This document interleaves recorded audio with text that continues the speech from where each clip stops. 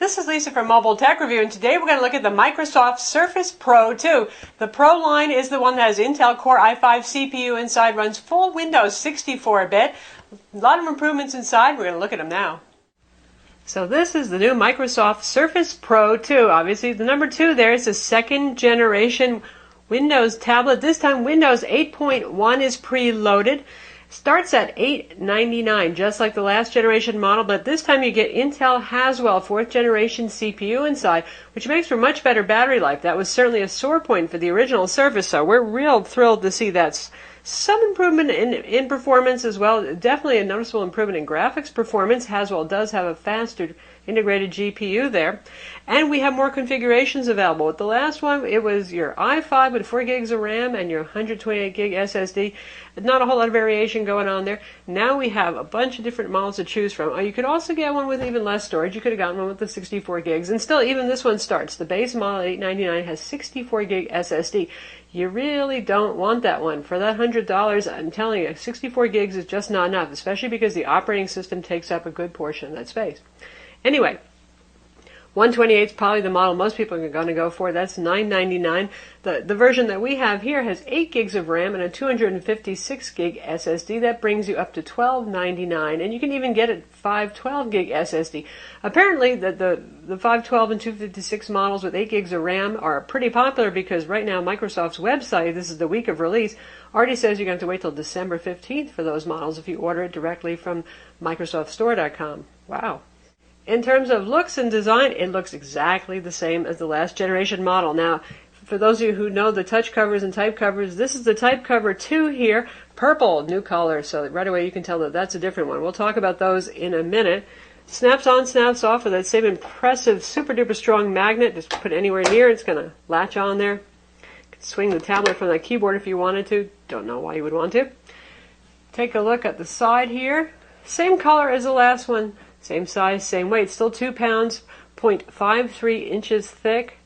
Still have the same air gap over here for ventilation around the sides. The same 10.6 inch, 1920 by 1080 full HD display. Now they have actually improved the display quality. The color gamut is wider on this one. The last one wasn't bad. This one's even nicer, better color gamut. Pretty good black levels, pretty good white levels as well. It's optically bonded glass, just like on the Surface 2, which is the Windows RT version of this tablet that costs less money. But as you can see, there's still plenty of glare, even though when they bond the surface of the glass on, it's supposed to reduce internal reflections. So much for that. On the side here, we have our volume controls. There's our headphone mic combo jack, USB 3.0 port. There is only one port, so they didn't bother color coding it. Obviously, we have the kickstand. Now you get 2 different settings for that, which is good because that was a complaint a lot of people had. Now, if you're using it on your lap, for example, or at a low table, you needed to tilt back further. So here's the position we all know already, like about 24 degrees, and then we have the 40 degree. And as you heard, it's a pretty stiff lock kind of thing, so you feel the 2 positions. So that makes it great for using on your lap, again, on lower tables, that kind of thing, so we don't always have a nice high desk or office table to use. Very sturdy as always. The plate runs across the back here. That puts it a little bit ahead of the Sony Vaio Tap 11, which may have an infinite or near infinite level of adjustments. You can go from any position you want with that, but it has single strut, so you really can't use that to rest on your lap. Thanks to this large plate here, you can do it. It won't be the most sturdy thing ever, but it's good enough. Hinge is well mounted here. Pick it up, shake it around. You can see the spring-loaded mechanisms on each side over here.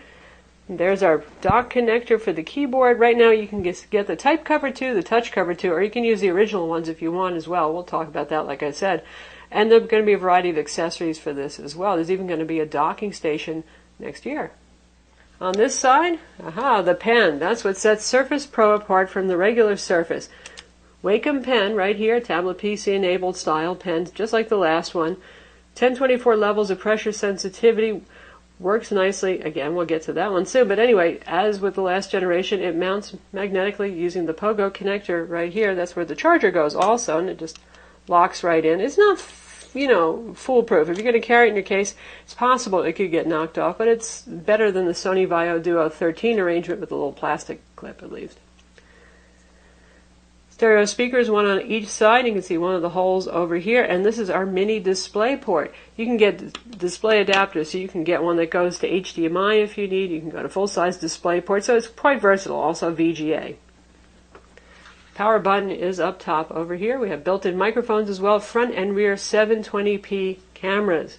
One above the display there, which is where you would expect it to be. Another one on the back, right over there. Just 720p. So Surface 2, the cheaper Windows RT model, actually has better cameras. That has a 3.5 megapixel in the front and a 5 megapixel on the rear, because it's competing with mobile OS tablets rather than laptops, which seem sadly stuck at 720p for their webcams. Got the nice rubbery, fairly compact charger here. It still has a USB port, so you can charge your smartphone as well from this. Pogo style connector has a little light on it now, so you actually know when it's charging, and it's a little less fiddly to connect, and you can put it either way, down or up now, which is nice. You won't see the light if you put it that way very easily. Two-prong connector. Separable over here, so of course depending on international version you might get different prongs with yours, but standard sort of laptop arrangement there where the brick does disconnect a reasonable amount of cabling here, so you don't have to be too super close to the outlet. You have your choice of two kinds of keyboard covers, just as we did before. We have both of the updated models here. First, this is the touch cover too, fabric-y kind of feel. It's capacitive, like it's got touch sensors on it, so nothing's going to move. These keys are slightly raised so you can feel them. What's new is much more sensitive. You don't have to press as hard and deliberately on the keys anymore. It's amazing. I can just fly on this keyboard. It's definitely a great improvement. It's not cheap either. It's $120. Also, it has backlighting, multi-stage backlighting, which is something that seems pretty impressive. More rigid as well, too. So $120 for this. If you want the new one, make sure you get the new one that says touch keyboard too. Otherwise, you're going to get the older model, which is probably being discounted now. And the back is kind of a more vinyl-y rather than a felt look to it now. Better looking than vinyl. Okay, it's not bad looking at all, but it doesn't pick up too much dirt. It's good. On the other hand, for those of you who like the clicky keys, definitely with the first generation Surface keyboards, I was loving this one a lot more, but the touch cover has gotten so good, I'm actually finding that I like it, especially because it's about 3 ounces lighter, saves you a little weight. But anyway, gone is that kind of cheesy plasticky rest here, and now this is fabric-y. The touchpad is also fabric-y right here, which is a little bit weird, but okay. So you have regular style keyboard here. The keys move. A little bit improved key travel. This one is also backlit. So for those of you who want a more traditional typing experience, this would be a good choice. Also quite rigid. A little over 9 ounces, so it's not really very heavy. Doesn't add a lot of weight. We have fabric on the back here. Don't worry, guys. It's available in colors other than purple. And as ever, I have long fingers, but not huge hands, and I can type on this, but it's still a 10.6-inch typing experience. So for those of you who want to use this as your primary laptop, you might want to consider a USB or a Bluetooth keyboard if you need more room on this. I think it's fine, but I know some of you fellas have really big hands, and you might just find it hard to get your hands in on here. Microsoft will also be offering yet another keyboard option that's going to have a secondary battery. That should be out by the beginning of next year as well. And there's a Bluetooth accessory too that mates these guys wirelessly, the tablet and this. As I said with our regular Surface 2 review, I'm not sure how many people are going to use that. If they really want to use the keyboard remotely, they're probably just going to use a Bluetooth keyboard instead, but it'll be there as an option in case you want it. As 10-inch tablets go, a lot of them have been Atom so far. This is one of the few that has Intel Core i5, and again, as I said, Haswell besides. So you got the latest generation 1.6 gigahertz dual-core Haswell CPU with Intel HD 4400 graphics. It feels quite fast. The last one was no slouch. It was pretty quick too, and part of it is also Windows 8.1 is actually a little bit more sprightly, and this ships with Windows 8.1 with UI improvements in tow as well. In terms of synthetic benchmarks for this guy, with the Core i5 and 8 gigs of RAM, 256 gig SSD, all of them have an mSATA SSD. So far, they're all made by the same company, so we shouldn't expect to see much storage variance there. PC Mark, it scored 4905, which is a good, healthy score for a Core i5 at 1.6 gigahertz. 3D Mark, performance level test, P983. That's a very good number. Dual channel RAM, obviously, in there helping that score along, but Microsoft's eking out some good performance, and that's impressive because this is a small, thin tablet. That means there's not a whole lot of room for heat dissipation here. There are 2 fans inside. Microsoft actually set them to not run quite as much, and it still stays reasonably cool. When I was playing Civ 5 for a half an hour. The core temperatures were at 56 degrees Celsius, and that's well below the over 100 degrees that's allowable for the CPU. So it's working effectively there. So anyway, good graphics performance, and yes, it can play Civ 5. We'll show you. For the 3D Mark Ice Storm test, it scored over 42,000, which makes it almost 4 times faster as Surface 2, which is running Windows RT on a Tegra 4 mobile CPU. And so for Geekbench 2, the 64-bit test, it scored 7,712. So very competitive performance. Really, it's a marvel in something that's 2 pounds, fairly thin. Not much room for cooling again. It's good. And it doesn't get burning hot. Now, if you're doing something like playing Civ or running 3D benchmarks, you'll feel some heat on the back. It's not going to burn your hand off or anything like that, though. We expect to feel some heat. As with the first generation Surface Pro, this is really an ultrabook in tablet clothing. You're looking at full Windows 64-bit Windows 8.1 Pro on our unit right here. Can run all Windows programs. You have the Metro UI, the desktop UI, of course, you'll get that no matter what. You can see we can use it with our pen as well. And if we go over to the desktop over here, full Windows 8.1 or 8 if you want to say it that way, experience. Notice we have a little start menu down here. If you right-click on this, you can get to all sorts of power user settings now. That's a change. Otherwise, what it's going to do, if you just do a quick tap, is it's going to toggle you back to this interface over here, the Metro interface. But if we do a press and hold, let's see if I can do that with the pen, you can see you can do things like get to your system settings, event viewer, disk management, command prompt for your DOS-style prompt, task manager, stuff like that. So still not the traditional Windows start menu we knew from Windows 7, but there are third-party utilities that will bring that back if you're still missing it. I don't miss it too much. If you want to get to all programs, this is the new way to do it. Swipe up from the middle. There it is. You don't hit Windows key plus Q anymore to bring that up. That will just bring you into an app search. By the way, you can really launch any app and find any file using that feature, but here's all of our installed programs right here. So easy enough to get to that stuff too. But for those of you who are keyboard lovers, just hit Windows Q and start to type in the title of the application you want, and you'll get it. You can just hit the Enter key. It's pretty darn easy. Our model with the 256 gig SSD had 212 gigs free. Recovery partition takes up space. Windows takes up space. Some of the built-in applications also take in space. Unlike Windows RT, you're not going to get free Office included. So you tap on that little Office icon, you can try, or you can buy, or you can activate it if you already have a Office key. So not included with this, just like it's not included with Ultrabooks. You're going to actually have to pay for Office. Now, for those of you who want to take notes using OneNote, the application of your choice, even use a program like ArtRage, all of those applications that use the modern Windows Ink API, which include Office programs, you've got pressure sensitivity right off the bat, and you get palm rejection as well, which means you can rest your hand on the screen while you're writing or drawing. Now, for shall we call them now legacy apps like Adobe Photoshop CS6, or we've got the Creative Cloud version running right here.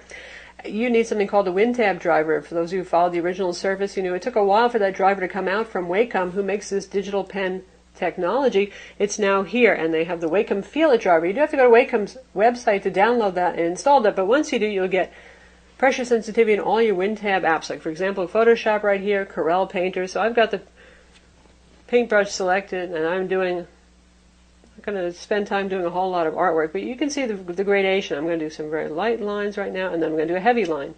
See the difference? Easy. Beautiful. Pressure sensitivity, there it is in Photoshop.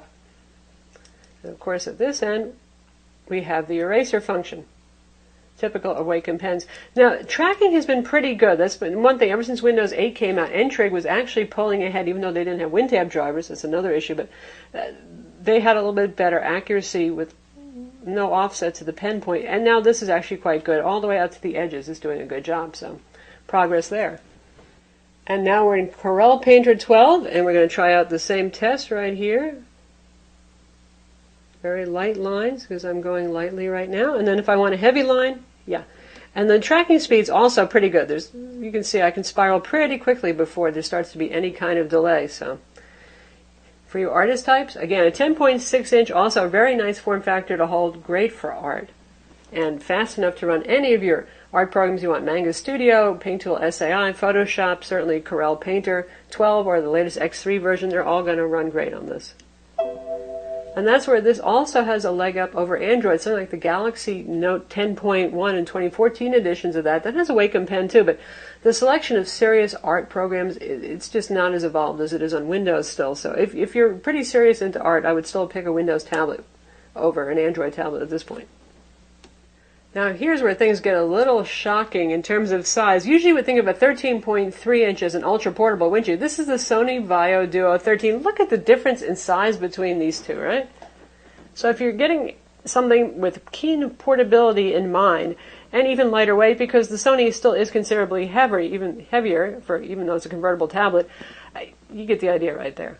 Now the Sony has a digital pen as well. That's an N-Trig digital pen, and we all have a smackdown comparison between these two for those of you who can't decide.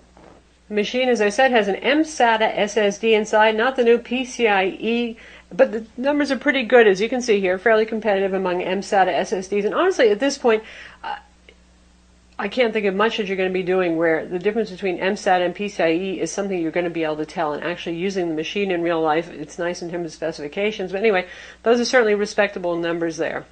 Speaking of that mSATA SSD, it is, in theory, upgradable. It is socketed, standard mSATA interface inside of here. The RAM is soldered on, but the whole thing is pretty darn difficult to take apart. First, you have to use a heat gun and separate the display section from the side and open up a whole lot of little tools with the spudging tool. I don't think anybody here is going to be opening this up to do an upgrade themselves. Really, it's pretty hard to not destroy something in the process.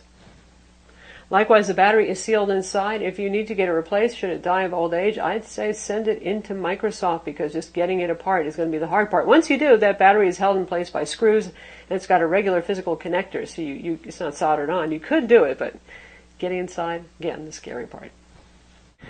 Machine has dual band Marvel Wi-Fi 802.11 not AC. I don't think AC is going to worry anybody right now. It's great for faster intranet transfer speeds if you happen to have an AC network. Most companies really don't, because they upgrade their networking hardware slowly. Anyway, 802.11n, no problem so far with reception, with throughput, with bandwidth has been very good on this. Streaming full HD video works just fine on it. That also has integrated Bluetooth 4.0.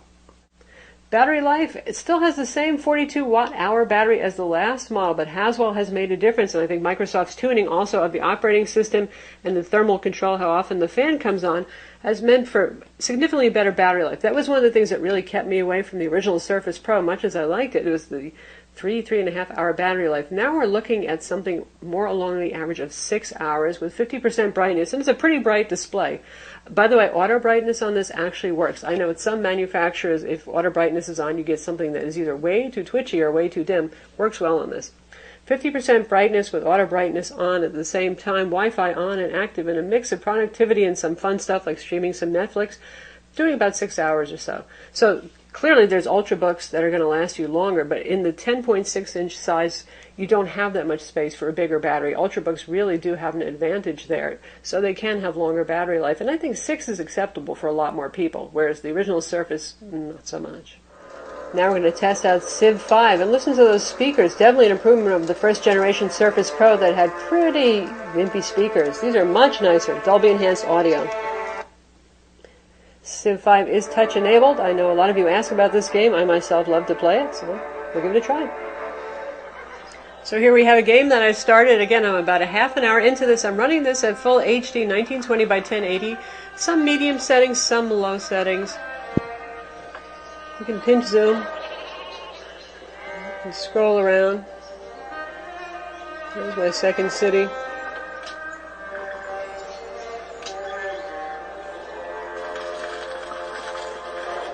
So it plays just fine, and the turn speeds are pretty quick. A Core i5 can handle this, not a problem.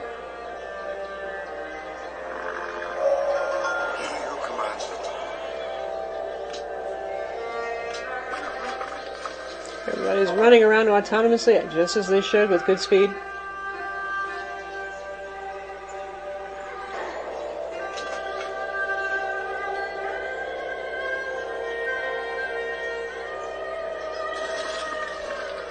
Touch control works fine on this. We have 10 points of multi-touch on this screen. And for those of you who are wondering, I know you always ask, yes, it can play Minecraft. You could also play Left 4 Dead 2 on this. You could play World of Warcraft at low settings, and I would go with 1366 by 768, and then you could play it. This is not something you're going to play Battlefield 4 on. This is Intel HD 4400 integrated graphics. You want dedicated graphics or something like Call of Duty latest version or Battlefield 4. So that's Civ 5 playing on our Surface Pro 2. And that was a Steam game, so as you can see, yes, Steam runs on it just fine too. So those of you who are Steam fans will be happy to know. Origin fans, I feel sorry for you if you are, but yes, you can put Origin on this too. And we can hear the fan running a little bit now. Let's run core temp and see where our temperatures are at. It's not super duper loud, and we've made it up to 65 degrees there. And remember, we were playing this on battery too, and that was a performance on battery. Usually with something like an Ultrabook, we plug it in to get maximum performance. So that was actually pretty fluid performance there. Gets the core temps up some, but nothing to be alarmed about appropriate for actually playing something like Civ 5. Yellows are yellow on this display. I know after the Lenovo Yoga 2 Pro, where the yellows were not yellow, there was a little issue there. If you saw that Sprint ad, they use a golden yellow. That's the proper yellow there, by the way. And we'll just test out a little streaming video here in the video review. Now, you all know that this is going to work just fine because this is a Windows PC, just like an Ultrabook.